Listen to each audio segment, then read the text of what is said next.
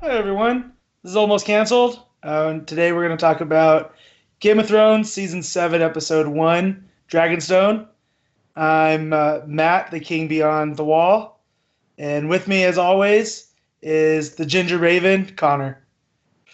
Yeah, no Peter because he hates Game of Thrones. Yeah, as we like to joke, he doesn't like fun. Yeah, So, I'm you know, not sure Game of Thrones kind of fits into fun, but see, for me it scratches that comic book itch because there's such a massive world that I can dig in, into tiny little threads and I'm fine. So that's fun for me. Also, the violence is really ramped up with the storylines we have going on, so that's kind of yeah, fun yeah, in a way. yeah. And obviously, it's been a long time since we've had an episode of this. Yeah, Longer no, than normal. yeah, it's thrown me off because I'm used to doing these in the late spring, and now we're in the middle of summer, Yeah, and you know, on the show, winter has come finally, so that's like a weird dichotomy to be working with. it is, isn't it? Yeah, so, but yeah, so we've had a longer wait in between, and we had a really, at least I thought so, great season finale. The Winds of Winter from season 6, and it jump started like this whole new section of the show where we're starting to enter the end game because we have this season and next season, both are shorter. Yeah, So it had a little bit of a different feel. I could really feel it start to moving about halfway through last season. This keeps that going. So, what do you think? I'm mixed. There's some things I really like, some things I'm not so keen on, and some stuff that is just kind of it's just okay. It's just moving along, and I need to wait and see where it goes. Okay. Well, this episode started with a bang, like Hmm. really, Yeah. and you always kind of know what you're in for on the previously on kind of thing. They don't say previously on, but they show you little clips before the show and prime you. And they gave us one of the last scenes of season 6 again. And it's just like, well, I feel like I just watched this, and it was where Walder Frey, who is known for hosting the Red Wedding, turning on the Stark family and the Tullys from River Run, and we see him get got by Arya, like he did at the end of last season, and Arya scratch him off the list. So here, the episode starts with old Walder Frey seemingly alive again. Yeah, he's holding a feast. He's giving a big speech. Yeah, and this is when I knew something was really up when he started cracking jokes because that actor who I know is Filch from Harry Potter, Yeah, I've never seen him do something comical. So as he starts making light of their situation and yeah. how they It's haven't had two feasts in a fortnight ever, but he's in a good mood. yeah, So and if that doesn't tip you off, the minute where he says he's proud of them, yeah, that should be the other one. why they still drink after that, I have no idea. Yeah, well, because the Freys are dumb. We kind of know this. Well, It's true. last season they couldn't figure out how to lead a siege at River Run, Yeah, where they want to hold this, the Tully family area. But so yeah, so Walder Frey is proud of his family and his sons, and he holds a toast, and one of the servant girls goes to drink the wine that's been passed out, and Walder Frey goes, "No, I won't be wasting wine on you." And you're like, "Oh, it's there's Walter. Yeah, Walder," and but you kind of can feel what's going on, yeah, and the wine was poisoned. because And of when you course it know who was. was behind it was little Arya Stark. Yeah, it's a great moment. So not only does she scratch off Walder Frey, she has annihilated the Frey house. Yeah, the phrase are done, Yeah, so that's cool. which you could always kind of say they were because that was the reason for the marriage at the Red Wedding in the first place. They wanted to marry up.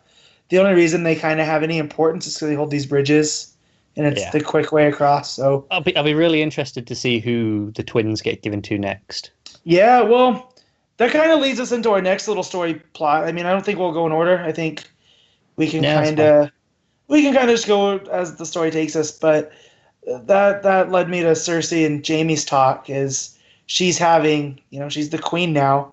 She Yeah, gets to do what she wants, and she's having a painting done on this floor of Westeros, kind of gloating that she's now the queen of the Seven Kingdoms. But Jaime points out to her, really, the high is it the Highlands is where the High Garden is. What's the Westerlands. Westerlands?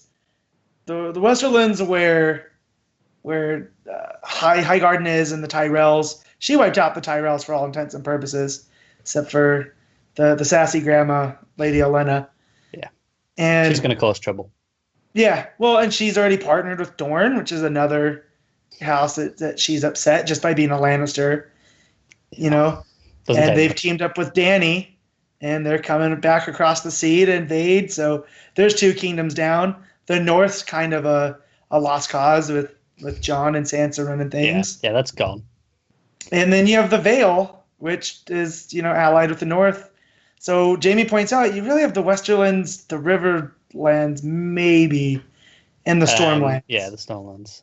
That's it. So you're the queen of 3 kingdoms. And I like that Jaime is holding her to this because, he's the Kingslayer. He's known for, not abiding foolish rulers. Yeah. Do we know who's holding the Stormlands at the minute? Because obviously Storm's End was the Baratheons. Yeah, well, the Baratheons have been taken out. They're another house that's in decline. Because even if you look at Cersei, who married into the family, all 3 of those children who we know were Jaime's and hers, but probably the wider world thought were just straight up Baratheons. They're all gone. Robert's gone. His brothers are gone. So, Gendry's still floating around in that boat somewhere. That's true. But, he was a bastard at that anyways. Yeah, but if he's the only one, I suppose he still gets the claim at that point. Yeah. They kind of tidied it up to lead for him to come through, if he does. Again, I mentioned at the beginning, this has started the end game a little. So if he was going to show up, I would assume it's in the next. I still think the show's just forgotten about him. You think so? I've been feeling that way for a while. I don't know if they'll ever actually bother bringing him up again. It's been so long. Yeah, he still has Kingsblood, and Melisandre's gone because she was banished by Jon. So I wonder if those plots, if they are going to touch it, if they haven't forgot about him like you think. But yeah, so Jaime he's a little wary of his sister / queen / lover. They have a lot of slashes in that family. Yeah. That family's so messed up. But yeah, and he tries to bring up Tommen, which I noticed this talking with a friend today at work that this all started because Jaime threw a kid out the window when Bran was spying on him and Cersei in Winterfell. And then that's how his last son goes, is he throws himself out of a window. It's kind of sad, isn't it? Yeah, and at the first, Jaime's just this real bad dude. But as the seasons have gone and through his relationship with Brienne, he's kind of gotten a humanity where... Yeah, he's mellow, doesn't he? Yeah, he's more neutral, I would say, than bad. Where we saw him do some bad stuff last season at River Run and threaten Edmure Tully to, catapult his kid over the wall and whatnot. But he looks, compared to Cersei, who just blew up, That's the thing. With Jaime, he has the family honor still, and he will do what he has to, but he doesn't take pleasure in it. Whereas Cersei is like, no, I want to do this. Yeah, she's definitely got some of the Mad Queen vibes going. Yeah. Because she did initiate that plan, found the Mad King's wildfire stores, and did what he didn't, what Jaime stopped him from doing. So I think it's a weird dichotomy between those two that we have. And then that leads us to ships coming into King's Landing, to that bay. I think it's Blackwater Bay? Yeah. And it's the Greyjoy fleets. Everyone's favorite Ironborn. Yeah, and Jaime's not too happy about this because A, she didn't tell him. Yep. And B, he's a bit of a knob. Euron Greyjoy, and so he comes in and Euron Greyjoy makes this big, huge proclamation. We got some cool visuals of the ships coming in and kind of what the Ironborn boats look like, at least his. Yeah. It's got a carved squid at the front, and you can tell it means business. But he kind of makes this big, huge entrance, and Jaime's kind of in the back snarking at him. And he kind of points out how useless the Ironborn are. He goes, you guys can't grow anything. You don't really build anything. You steal everything. What use are you to us? And I like that because I feel like the dude's encroaching on his sister / lover, but he also just I don't have time for this guy. I have bigger things to worry about. Yeah, I feel like this was probably the weakest part of the episode for me, though. Yeah. Consistently, I feel like Euron, he's such a strange character. He's He's really cocky, but for no reason. And he's got an attitude that just, it's not really that fun to watch. It should be, but it doesn't fit with everything else. Yeah, I mean, I was kind of bored in this scene. But I get its purpose because it leaves that he wants to be Cersei's consort because he wants a queen. But, I mean, given the power dynamics, she's the leader. He'd really be he wouldn't really be king. And so, she kind of declines it and is like, well, you guys have never really been that strong of a house as it were. So I'm going to need a little more. And he offers a gift. So whatever that gift's going to be, I've seen some people think Tyrion. Yeah, I think that's the easy speculation is Tyrion. But if not, I don't know. I think that's the easy one to please her specifically. Yeah. Other than that, just one of her enemies' heads, but that could be anyone. I mean, if he wants to make an impression, they do what they do best, which is just raid the coast and make things hell for anyone. That's true. I'm trying to think where's on the coast that would hurt most. I mean, Dragonstone is the obvious choice. Yeah, well, that's fortified now. Yeah. As we'll get to in a few, because I do want to end on that because that's like the big moment. But that kind of leads me to what's going on at Winterfell and up north, because there's a strategic point on the wall that becomes very, like, I think we'd heard about it before around the Hardhome episodes, but it's like the main port for the Night's Watch.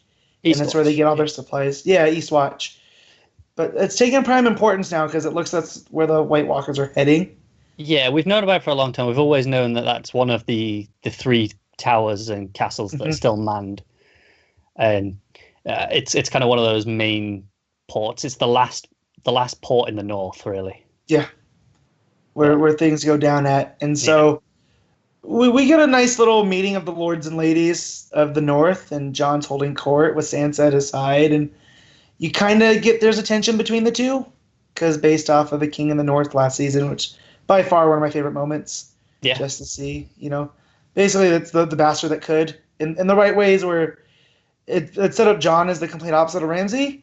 So it's good to see him holding court and going about business as his father or uncle, as it were, as we found out last season, as it were. And the big issue on the table is, do we reward the Umbers and the Karstarks? Yeah.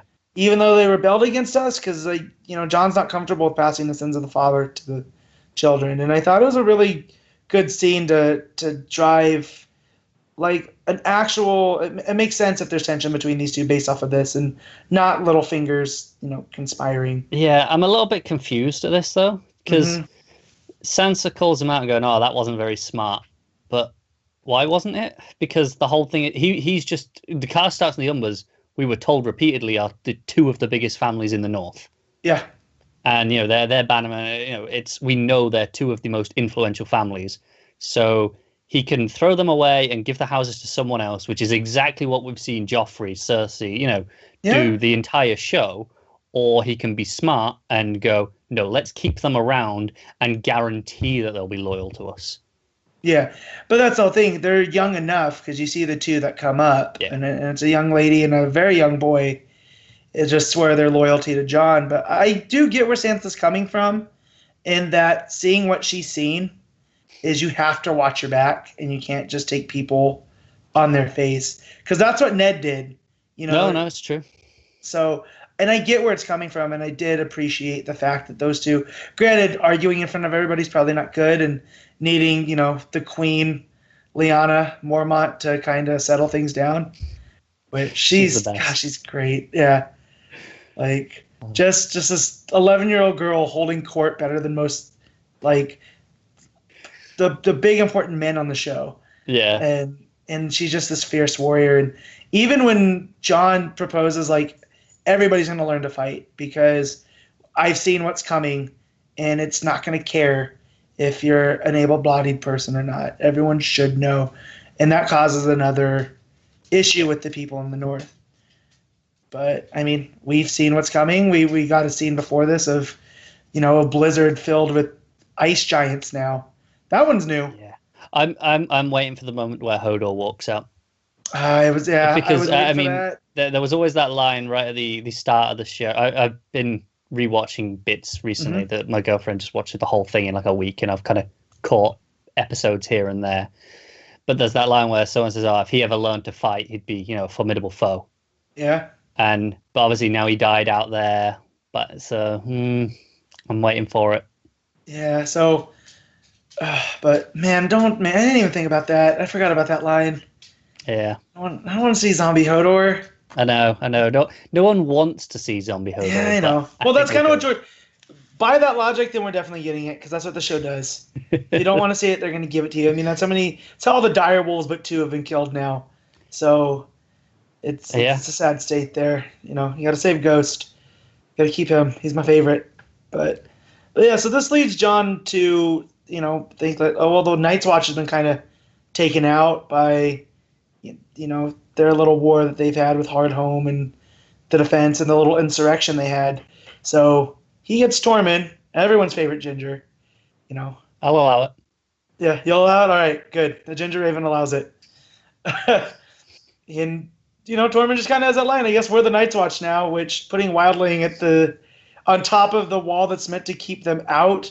Although we all know the wall is really meant to keep the White Walkers out, not the Wildlings. They were just unfortunate enough to be caught behind it. But I kind of like that whole. Well, I'm going to do that, and so he's heading to East Watch, and to man up, which I like. I mean, Tormund's went from this character that I kind of recognize him to being like one I'd like to watch on screen. Yeah, he's just and he still has a thing for Brienne, which is great. Yeah. Every time he just gives her a look. When Brienne's training with Pod, and he's like, "Oh, you're a lucky man." And she's so disgusted by him. I love it. Like she's just like, "Oh, this guy." Yeah, it's great. But yeah, so the Winterfell plot I'm liking just because it feels good to have the Starks have a win, and even to see Sansa kind of bite back at Littlefinger. I like that she's on because Littlefinger is very obvious in what he wants. Yeah, he's never been subtle as much as he thinks he is. Yeah, he's definitely not. The dude's good at making moves though, subtle or unsubtle. Yeah. So that's it. He knows that he's put her in a place where should it arise, she would have to accept. Yeah, but he hasn't done it with any subtlety. No, not at all. Well, and the fact that we know that he had a thing for her mom too adds the creep factor up. Yeah, it does. So, but yeah, I like what's going on up there. As I just said, it's no surprise that Jon is my favorite of the characters. So I was really locked for a lot of people, isn't it? Yeah, so I got really locked into that story, and then just as I think all that's really going well, we go down to the complete opposite, to Old Town and the Citadel, and just poor Samwell. I mean, out of the frying pan into the peapot, and shit and soup. Yeah, and oh man, that I do like that sequence. Like, it was probably one of the better edited things I've seen on this show. Yeah, I agree with that. But man, just it was ghastly seeing the stuff he was putting up with, and then old Professor Slughorn making an appearance. Yep. I didn't realize that was him until today. Someone pointed that out to me. Oh, did you not? Today. I knew he was cast in it anyway, like a while ago, but I'd forgotten. And then I heard his voice. I was like, yeah, it's Jim Broadbent. Gotcha. And I was like, I know that guy, and it was driving me nuts. But like during Game of Thrones, I'm not going to go to my phone and look up who this guy is. Right. So, but yeah, so we see Sam, and he's going through his daily duties and just trying to be a good trainee. I mean, he is training to be a maester, right? I don't think he is. Not yet. I don't think he's got the time to. I think he just wants. He was there to just do a favor, and he's basically just an intern. That's what I'm saying. He's interning with the Citadel. Yeah. But he's doing stuff. I'm in next to what was his name? Is it just the Archmaester? Does he not have a name? Archmaester something. But okay, so just he's with the Archmaester, Professor Slug. I'm gonna call him until I find out his name, Archmaester Slughorn. All right, so he's with Archmaester Slughorn, and he wants permission to the restricted section because that's not Harry Potter enough already. Not enough, and I kept waiting for books in the Citadel library to start floating off, right, or screaming or whatever. Yeah. and he knows he needs Maester keys to get in there. And I kind of liked what the Archmaester Slughorn said, where he points out, things are always looking bad. It's always the end of the world. And has the world ended yet? No. We survived the Long Night. We survived the Mad King. We survived the Great Doom. I like the way he's kind of just going, "Hey Sam, you're too close to this. You got to take a step back." And I've seen people kind of get on him. It's like, well, he just doesn't get Sam, and well, no, like he doesn't know Sam from anything. Like he's just this dude that's trying to train. Like, sure, he might know a thing about Beyond the Wall, but that doesn't necessarily qualify him. Yeah, and like he says, I mean, the other stuff he mentioned, Robert's Rebellion, whatever. Yeah. But the Long Night was on par with what is happening now. Mm-hmm. Like, so saying, we lived through that, we'll live through this, is probably a fair statement on his part. But with what we know with the army of the Night's King coming and whatnot, I mean, we know this, so I'm just taking his perspective into account, where they don't know anything's going on. Like, remember, winter has just come for the first time in years, and they're really not prepared. All the kingdoms are very fractured. Yeah. I mean, the fractures that they've been since the rebellion, probably, and I would say even more so, because we touched on that in Cersei's part. Yeah. And so they're not exactly prepared to deal with if Jon, who's the first, line of defense, and if the wall does come down, like they kind of keep talking about. There's far too many people talking about the wall never coming down for me not to believe it's not coming down at some point. Well, that's it. Just to touch on one other scene here, Bran is back this side of the wall now, and we know that the Night's King branded him, and after he branded him, he could penetrate the old magic. Those magics don't have any effect. So, and we know the wall is more than just ice. We know it's magic as well. It's the same magic. So now that he's through there, can he not just follow Bran through? Right, because we found that out from Cold Hands last season, because he couldn't go beyond the wall. So, but which that's another kind of Harry Potter thing where Voldemort could touch him and could affect him again. It's true. Because of the magic. Like there's certain literary things I think that just make sense. Yeah. And that's why we see him pop up. But so we see that scene, and Ed, Jon's good buddy, the new Lord Commander of the Night's Watch, basically takes Mira at her word that that's Brandon Stark and lets him through the walls, which we'll see where that goes. Yeah, it's kind of all we get for now. It's fine. Yeah. But so while Sam's down there and he steals some keys, right? He's up at night. I like that he's got some balls for the first time. Yeah. Well, I mean, this is the same dude that basically threw up the middle finger to his dad on his offer for little Sam and Gilly, and then took the family sword into the Citadel. That's true. But I think I'm still surprised when he does something against authority like this. Like, against his dad was one thing, because there was, the years of lingering hatred, right? And, that had kind of been building. Whereas this just felt like he was desperate. He knew it had to be done, so he did it, which is such a growth from where he was before. Yeah, no, for sure. I mean, this was the guy that couldn't hold a sword, and now he's stealing keys and taking business into his hands, which is cool that we get to see these books in Westeros, that they're these old tombs of history, and they mention the dragon glass, which is what Jon was saying up in the north that they need, because they know that's one of the weaknesses of the White Walkers. Yeah, and before we leave Old Town, we'll also mention that we get a Jorah Mormont sighting. Yeah, I wasn't expecting him to be here, but me neither. But he promised Dany he'd find a cure. So where else do you want to be other than the Citadel? Yeah, exactly. Smartest people in the country. And he seems to have his wits about him still. So it looks like at least his one arm's covered at the grayscale. But he seems to be keeping it together well, which is a good sign, I think. Yeah. We never did find out Stannis' daughter. We never found out what cured her, did we? No. Just magic and whatnot, and Melisandre made it up as the Lord of Light. I'm assuming, obviously, Sam learns here that for Dragonglass, well, it's a Dragonstone, because obviously.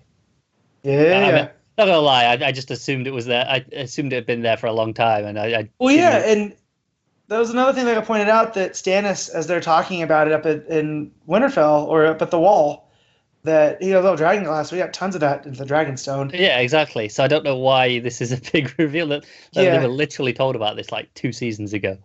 Right. But I'm assuming Jorah is going to be his path to getting down to Dragonstone, I think so. or at least not getting to Dragonstone, but getting in. Right, because he knows all about that. He's loyal to Dany and whatnot. So maybe he helps find the cure, because he is working with the Archmaester that seems to be all about biology. It seems to be, yeah. So, because he was up on the table. Yeah. And whatnot. But enough of Old Town, because, we see Gilly and Little Sam. They seem to be doing fine in their little home. Yeah. In the college town. Outside of the North stuff, I really loved what was going on with the Hound and the Brotherhood Without Banners in the Riverlands. I think the Hound stuff is probably potentially the best part of this episode, actually. Mm-hmm. I think it added a lot of weight to the stuff that the redemption it tried to give him over the last two seasons, and it finally hit home in this episode, I think. Mm-hmm. It did, and they go through and they find this house and that was the house that him and Arya visited, right? Yeah, that's why they showed it to us season before. 4. Yeah, and he did kill the dad or the daughter. I can't remember. Where he goes, winter will come soon enough. Yeah, okay. Was it? All right. So, well, that makes me paint the whole scene out a little more. Now, it might be my favorite over the North stuff. Mm. But yeah, so we get a nice back and forth between him and Thoros about kind of the nature of belief and R'hllor and his standing after Ian McShane's character. Was it Father Septon? I don't know. I was just thinking of Ian McShane. Yeah. So, anyways, they have this thing back and forth, and you can't help if the Lord of Light's bringing you back, and I love the Hound's quip, because we all know he's afraid of fire. It's his phobia. Yeah. He'll leave it to me to fall in with a bunch of fire worshippers. Yeah, I love how it's been so long established. This. Yeah. So him taking this moment with the fire feels like this is a big moment for him. Yeah. So Thoros, builds up a fire in this cabin and has him look into it, and lo and behold, he sees stuff in the fire. Yeah. And ends up being what's the name of that? Eastwatch. Eastwatch. Yeah. And so now it looks like that's where the Hound's heading. But before they leave, they bury the bodies, which, from what I understand, is a nice call out to the books, because there's a character, I guess, that shows up known as the Gravedigger. Yeah. That is kind of hinted at to be the Hound. So we see him bury the bodies and have an impromptu ceremony, which I like, because he only knows part of he gets the blessing. First line, and then it's like, screw it. I can't remember the rest, but they're in our hearts and whatnot. But yeah, I think it did a lot for his character here, especially with the Arya stuff, and he's come a long way from being that guy. Yeah, that moment where he looks into the fire and he says, "Oh, he sees the wall of ice and the dead walking," and the look on his face where suddenly he kind of accepts, no, they're not chatting bullshit. There is something here. There is something to believe in, and I think it's the first time he's had any faith ever. Yeah, and anything that's not his sword, Yeah. So, it's definitely the first time he's believed in a higher power. I mean, we had a long time with him telling us how little he cared for higher powers. Exactly. And I think that's what all that with the Septon and trying to get vengeance on the Brotherhood that sacked that settlement was about. There's the right way and then the Hound way. And now he's slowly learning about the right way. And I think it's also, the fact that the fire god is coming into play with ice and whatnot. I like that. Again, it's a song of ice and fire. So I'm glad they didn't show us what was in the fire. I felt that could have looked really cheesy. But I was almost expecting them to superimpose over the top and transition to that scene next, but they didn't. Yeah, but I kind of like that we have to take the Hound on his word, because we know he's so dead set against this type of thing that why would he even make up? And plus, he doesn't, yes, he's heard about the rumors up north, but I don't think he's taking them any seriously. No, so probably not. Why would he make this all up just to go up there? That's it. When it's, the other two there, it's like, Yeah. okay, Thoros and Beric, they could just say anything, and we have no reason to believe them. But when it comes from him, and we've seen his skepticism for years, and then now this, and the actual belief there, it means a lot more. Yeah. Of course. And, to move on, to get through this so we don't take everyone's time up, we go stay in the Riverlands where Arya runs into Ed Sheeran and a group of Lannister soldiers. Yeah, this is the bit I'm going to... Weird. Ooh, no. You're not an Ed Sheeran fan, Connor? No, and even if I was, I would hate this cameo. I think it's done awfully. I think there's a way to do a cameo, and it's not this, because it takes away from the scene, because you're just going the whole time going, why are you there? You go, that's Ed Sheeran. What's he doing sitting there? Because he doesn't say anything. He sings at the introduction. And I think he says one line going, place is shit. Yeah. That's it. The rest of the time, he just sits there. Well, he hands Arya a rabbit, I don't care. It's shit. What's he doing there? See, it didn't bother me as much because I don't have any hot opinions on Ed Sheeran. So I was just like, oh. I get annoyed anyway because for some reason people think I look like Ed Sheeran. I don't see it. But to the point where people will sing Ed Sheeran at me in the streets. Oh, that's it. I'd be annoyed by that as well. So it annoys me just when I see his face in general. But the fact that I just think the Game of Thrones has had so many cameos over the years, but they've always been, under makeup and disguised, and it doesn't detract from the moment. Whereas here, the whole scene just felt like, hey, look, Ed Sheeran's here. Yeah, I'll agree with that. It's a little distracting. Yeah.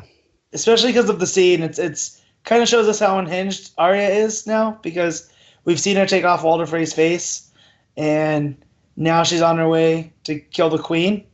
And outright tells him that, but then plays it off as a joke. Yeah.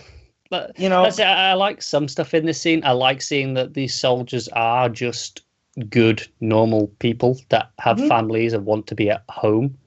So it's nice that we're not getting, everyone's evil, because obviously... Well, yeah, I mean, they happen to be wearing the Lannister colors, but that doesn't necessarily mean they're in league with Cersei. They're just doing their jobs. Right. And I hate hearing that as an excuse for things. Oh, that guy's just doing his job, but... Literally, here they are. They're going to check out the chaos that happened at the Twins. They are keeping the queen's peace. Exactly. That's it. They're literally just trying to stop more people dying. Right, and especially a whole house that was just wiped out by some mysterious assailant. Yep. It's a little above their pay range, but they're heading there anyways. And again, there's a little sense of dread, like maybe something might happen. Yeah, there's that moment where Arya looks across and she's eyeing up what the weapons that are around. It's like, how quickly can she take all these out if she needs to? Yeah, and we know she's pretty good now. So like she went to assassin school and she can handle herself. But still, I worry about each and every Stark kid just because they've had a rough go.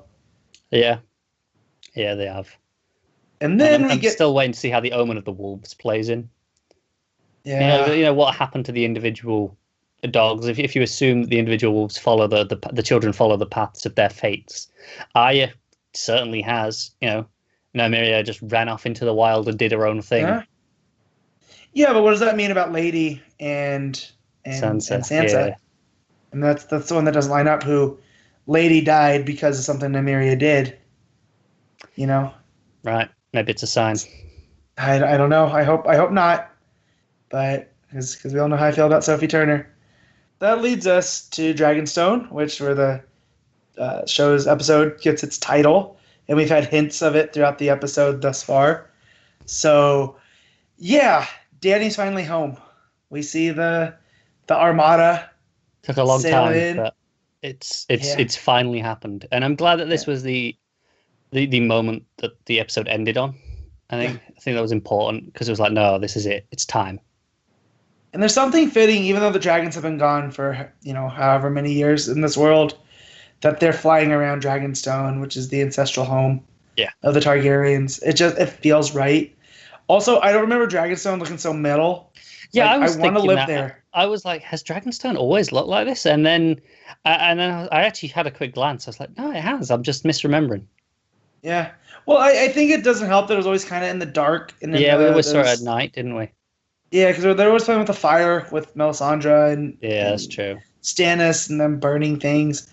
But I mean, there's a whole arc that was set there, and I don't remember it looking this cool. Then they step into Stannis' like war room where he had all the models with the ships, and they planned the assault on Blackwater Bay, and the view is like breathtaking.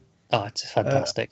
Of that area, and yeah, it was just really fitting to see her touch that sand. Yeah. Even though I'm not necessarily rooting for her like I was, because she is taking some steps towards her father's, mindset. Yeah. Here, like, I mean, although hers, I think, are more justified. I don't necessarily think it's a Mad Queen type situation. No, but I think what redeems her is she's always shown willingness to listen to her advisors. Yeah. So whoever that may be at the time.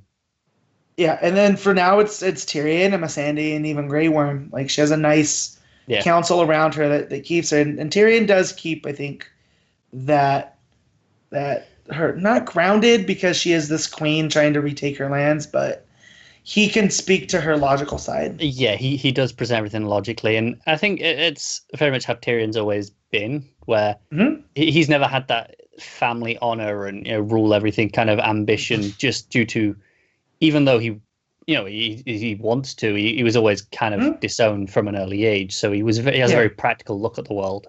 Mm-hmm. And him and Dany both speak to. They're both outsiders, as it were. Yeah, they're both kind of not that Tyrion's the last of his family line, but I feel he's the last one with honor. His honor's still intact. Yeah, I think his honor's intact, and Jaime's trying to regain his. Yeah, his is rebuilding. His is in the rebuild phase. Cersei's is gone. Oh, it was forfeit when she started popping out kids. Under her husband's nose with her brother. Yeah, that was pretty dishonorable.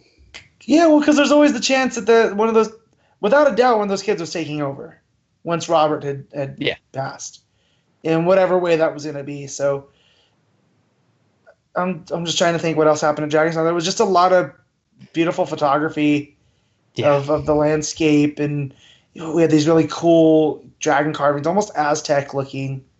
They look great, and the moment that got me is the throne. Every hold has its hall, and it has its throne room, and obviously the one we're pretty most familiar with is the Winterfell one as well. Outside of the main throne, but like the Winterfell, their hold room. Yeah, and theirs is very simple. It's it's a table with a chair. That's the north. But this is it's melted stone. Yeah, it's the Targaryens in a nutshell. It was made with blood and fire. Exactly. And from what I understand in the history, that was the first place they landed after the Great Doom. Yeah. And that's why the Baratheons were able to take the Stormlands, because they had kind of vacated it when they had moved to King's Landing, and the Baratheons had taken that over. And it's more fitting, I think. It's called Dragonstone. Yeah. That's the first place she reclaims, the place where she was born. Yeah, it's why I can see her ruling from there. Mm-hmm. I can see her being like, this is her home.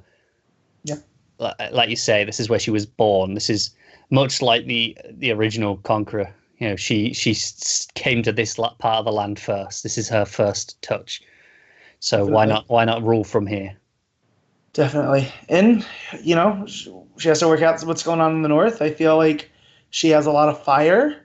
We got the White Walkers and their ice coming down. So yeah. And we know that Jon needs dragonglass. So some sort of alliance needs to be made.